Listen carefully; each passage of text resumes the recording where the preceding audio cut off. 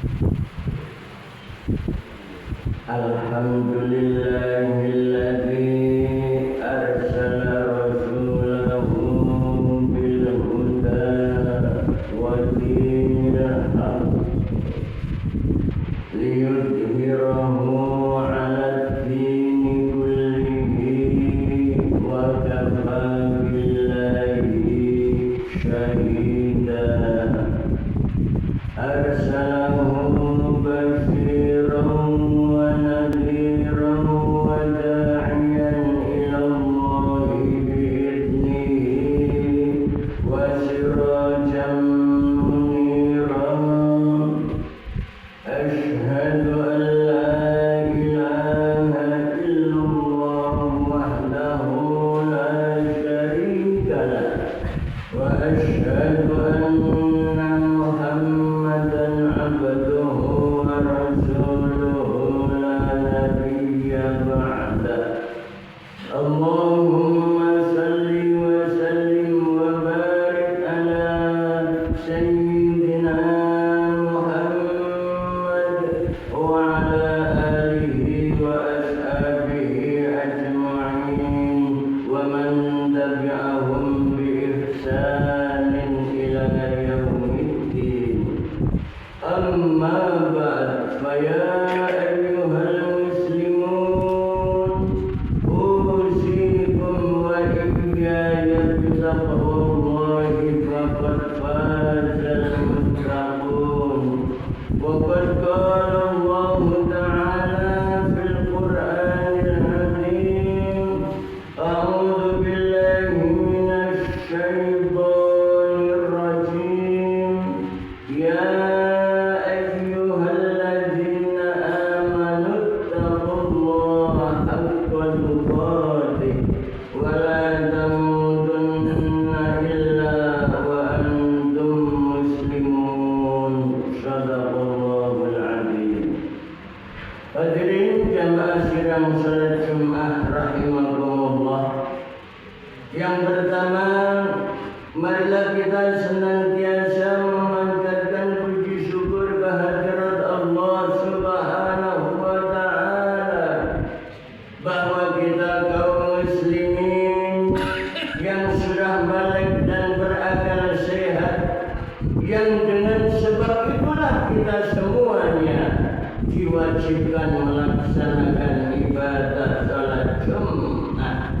Alhamdulillah, sampai dengan saat ini Allah takdirkan kita menjadi orang-orang yang senantiasa mau dan mampu melaksanakannya dengan baik.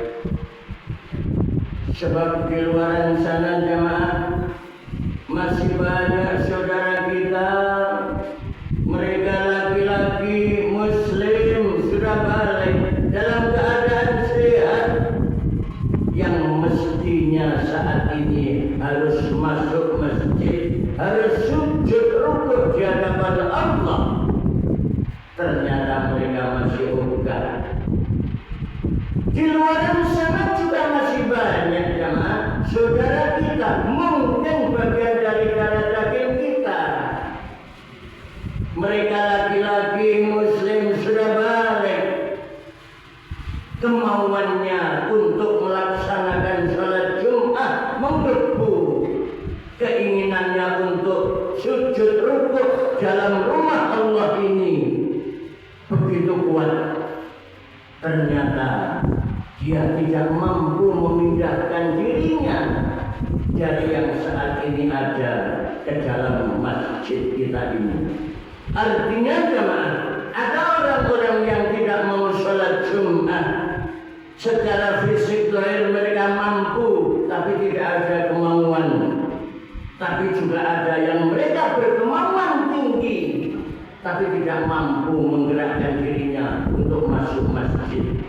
Maka apapun alasannya jemaah, kalau kita setiap ada panggilan dari Allah, undangan dari Allah, khususnya hari Jumat, kita bisa hadir awal waktu tepat, adalah merupakan anugerah dari Allah yang luar biasa. Maka sekali lagi, marilah kita bersyukur kepada Allah agar kita senantiasa dijadikan oleh Allah orang-orang yang senantiasa mampu melakukan syariat-syariatnya dengan baik. Amin. Yang kedua, marilah kita senantiasa meningkatkan takwa kita kehadirannya dalam bentuk imtithalul awamiri wa jtinabu anin nawahi. Bertakwa adalah berusaha melaksanakan perintah-perintah Allah secara maksimal mastata'tum, di samping harus menjauhi seluruh larangan Allah Subhanahu wa ta'ala secara mutlak. Ada kalanya orang harus melaksanakan perintah Allah tetapi membutuhkan biaya. Maka ketika seseorang nggak punya duit, perintah bisa gugur. Ada kalanya perintah Allah yang membutuhkan kesehatan yang prima. Maka ketika seseorang jatuh sakit, bisa perintah itu diundur sampai dengan kemampuannya. Itulah yang dimaksud melaksanakan perintah Allah menurut kemampuannya kepada Allah secara maksimal mastata'tum. Beda dengan Allah kasih rambut, itu adalah larangan dari Allah. Jangankan dilanggar, didekati saja Allah larang. Artinya kalau itu maksiat kepada Allah, marilah kita berusaha menjauhi yang sejauh-jauhnya. Jamaah sidang salat Jumat rahimakumullah, bahwa pada salat Jumat ini kami mengambil sebuah tema bahwasanya kita harus punya keyakinan yang setinggi-tingginya, sekuat-kuatnya bahwa pertolongan Allah itu ada dan dekat sekali dengan kita apabila mau berusaha.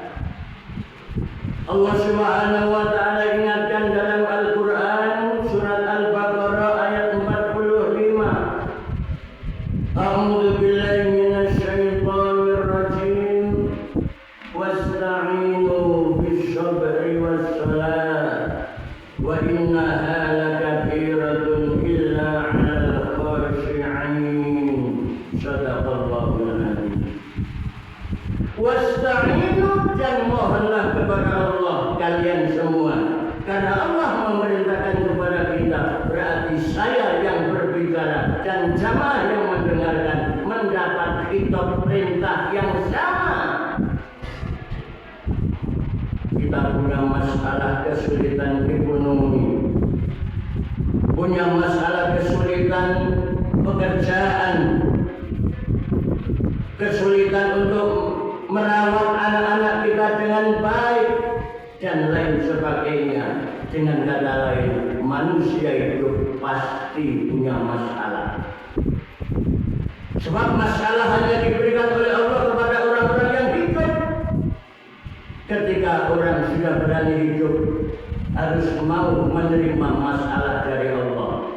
Kalau nggak mau menerima masalah, jangan hidup. Terlanjur berani hidup, berarti harus menerima resiko masalah dari Allah. Harus kita pecahkan. Orang nggak boleh putus asa atas masalah-masalah yang terjadi dalam kehidupan kita. Ketika Allah memberikan masalah, mungkin kejadiannya daripada kita yang melaksanakannya, yang membelainya. Maka Allah perintahkan apapun yang terjadi untuk menghilangkan, minimal meringankan masalah hidup kita. Diperintah oleh Allah, ista'inu wasta'inu, mohonlah pertolongan kepada Allah kita semuanya dengan cara bisobri, cara yang sabar. Jamaah sidang salat Jumat rahimakumullah, kalau Allah menempatkan sabar dalam kaifiah yang pertama orang untuk menghadapi seluruh masalah, ternyata saat ini punya sifat sabar itu sulit jemaah. Kita puasa sudah dilatih sabar, puasa sudah dilatih untuk menahan nafsu. Ternyata kita keluar jalan sesudah dari masjid, sesudah dari area majelis ilmu, sesudah kita mendengarkan khutbah Jumat, kita belum bisa menerapkan bahwa sabar harus menjadi kebiasaan watak basic dalam diri kita. Orang ketika keluar dari masjid pakai sepatu mungkin salah, pakai sandal mungkin keliru, dia sudah memandangnya dengan sebelah mata, kayak dia mengejek, itu bukan milikmu, itu milik saya, sandal yang mahal, sepatu yang mahal. Itu belum ada sifat sabar di dalamnya. Kalau orang sudah mempunyai sifat sabar, sabar terpatri dalam jiwanya, insya Allah tidak ada begitu sifatnya. Bukan maaf, itu saya. Oh iya, maaf. Karena dia tahu kalau orang yang memakai bukan miliknya, dia meyakininya itu adalah salah, keliru dan tidak sengaja, maka dia ingatkan, bukan langsung diponis kamu salah, kamu mencuri, kamu mengambil milik orang lain, bukan. Sifat sabar pakai cara untuk mengatasi seluruh masalah yang terjadi dalam kehidupan laki-laki. Ini sulit, tapi kita harus belajar, harus menerapkan sabar dalam kehidupan. Jamaah sidang salat Jumat rahimakumullah. Orang kalau sudah punya sifat sabar menjadi kebiasaan dalam kehidupannya, untuk beribadah, untuk bekerja, untuk merawat anak-anak kita dan lain sebagainya. Orang akan punya sifat sikap yang wajahnya senantiasa tabassum, wajahnya tabassum, senantiasa senyum. Dia salah, dia benar, orang lain minta maaf kepadanya, anak-anak yang dirawat tidak mau taat.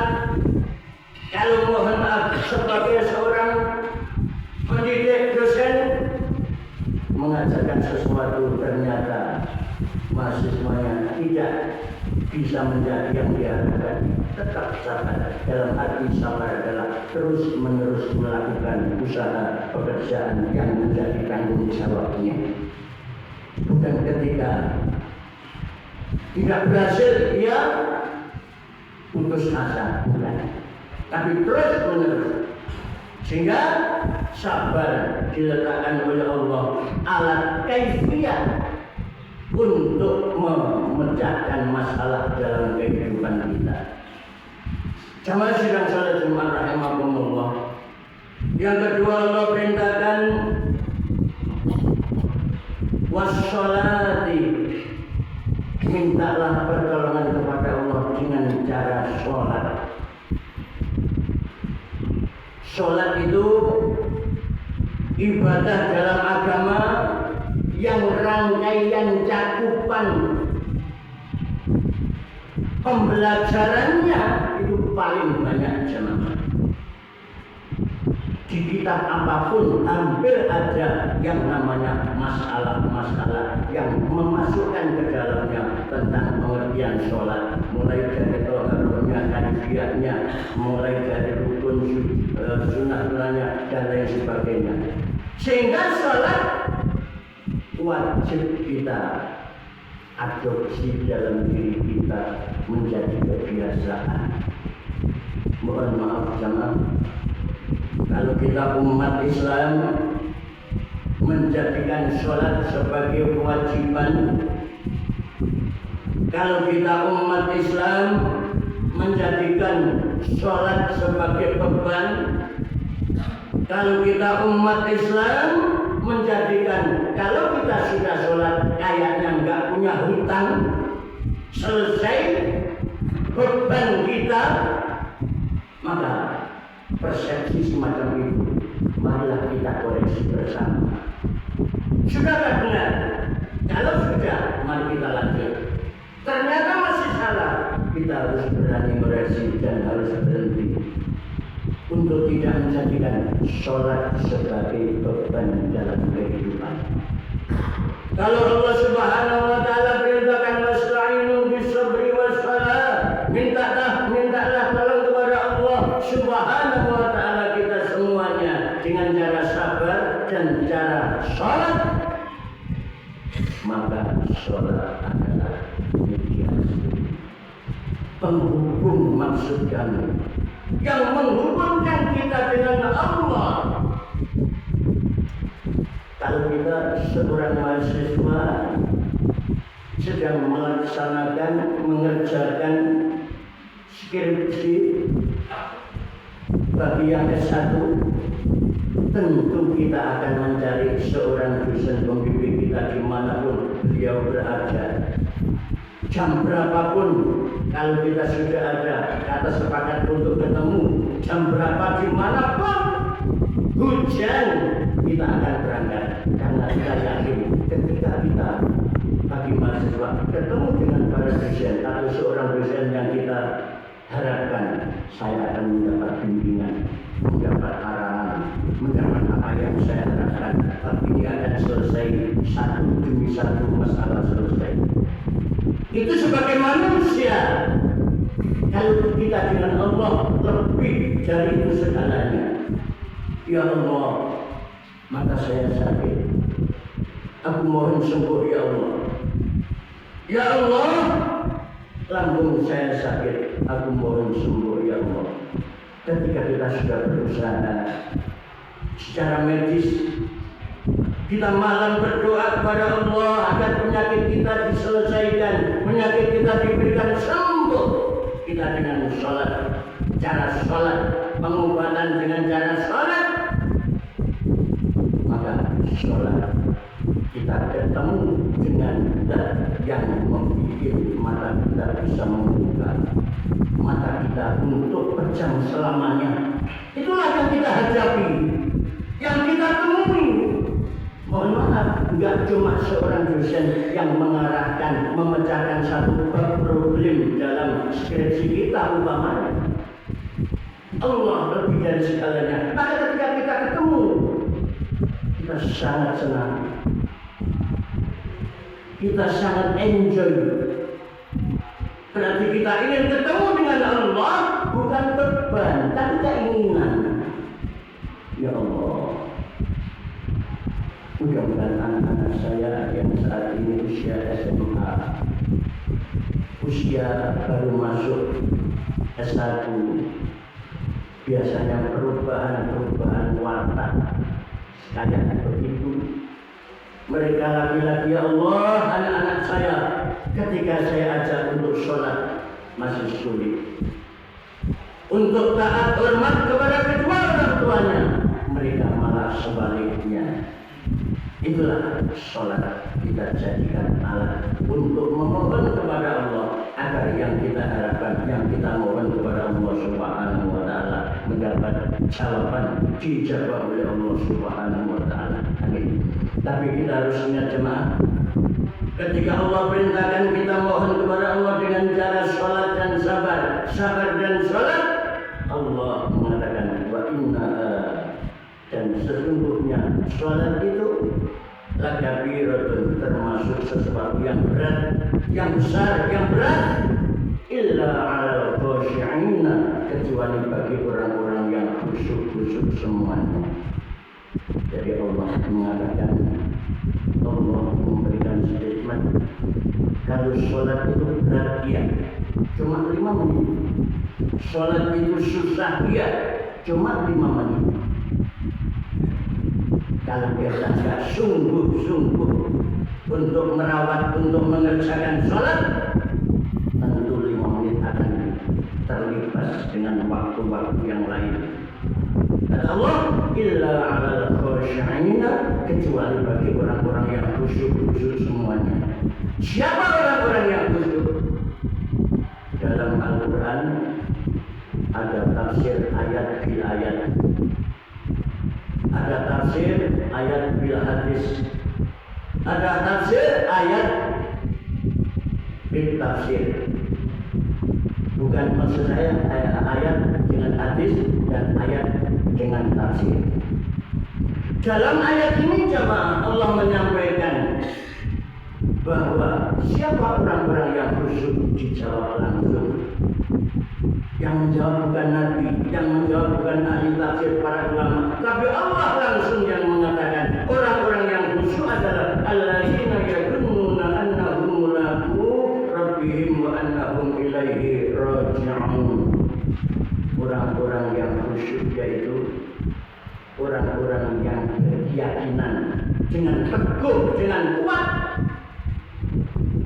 annahum sesungguhnya mereka orang-orang yang berkeyakinan teguh mulaqu akan bertemu atau bertemu rabbihim dengan Tuhan mereka, dengan Allah, wa annahum dan mereka orang-orang yang punya keyakinan kuat ilaihi kepada Allah Subhanahu wa taala. Rasuluna mereka kembali.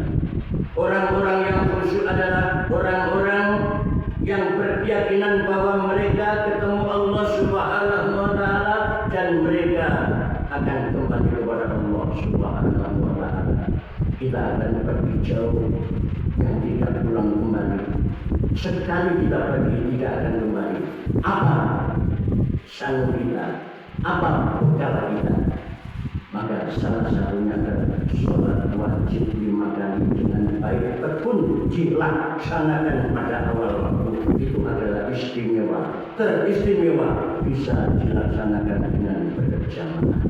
Semoga Allah memberi kepada kita semuanya apa yang saya sampaikan ada manfaat bagi kami dan jamaah seluruhnya. Allah senantiasa menjadikan kita tambah hari, tambah bulan, tambah tahun.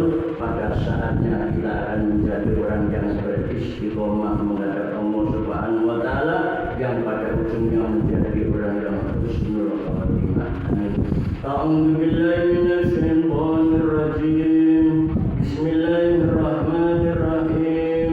Wal asri innal insana lafi khusrin illa alladzina amanu wa 'amilus shalihati wa tawasaw bil haqqi wa tawasaw bis sabr. Barakallahu li wa lakum fil Qur'anil azim wa nafa'ani wa iyyakum minal ayati wal dhikril hakim.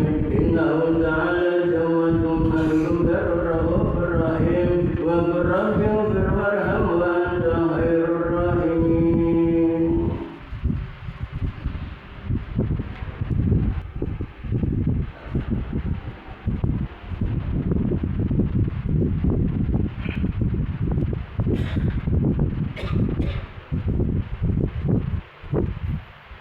Alhamdulillah hamdan katsiran kama amar.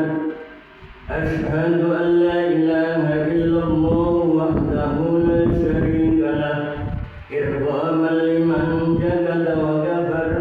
Wa ashhadu anna sayyidana Muhammadan abduhu wa rasuluh, sayyidul khalaiqi wal bashar. Salawatullahi ala sayyidina Muhammad wa ala alihi wa ashabihi wa sallama tasliman katsiran. Ayyuhan nas ittaqullah wa qul khaira wa tajtanibu 'anis sayyi'at. Inna Allaha wa malaikatahu yusalluna 'alan nabi. Ya ayyuhalladzina amanu sallu 'alaihi wa sallimu taslima. Wajibullaha ibadallahi ila ma da'akum wa sallu wa sallimu ala man bihillahu hadakum. Allahumma salli wa sallim wa barik ala sayyidina Muhammad wa ala alihi wa ashabihi ajma'in wa ala tabi'in wa tabi'in tabi'in warhamna ma'hum birahmatika ya arhamar rahimin. Allahumma ighfir lil mu'minin wal mu'minat wal muslimin wal muslimat al ahya'i minhum wal amwat innaka qaribun mujibud da'wat. Rabbana hab lana min azwajina wa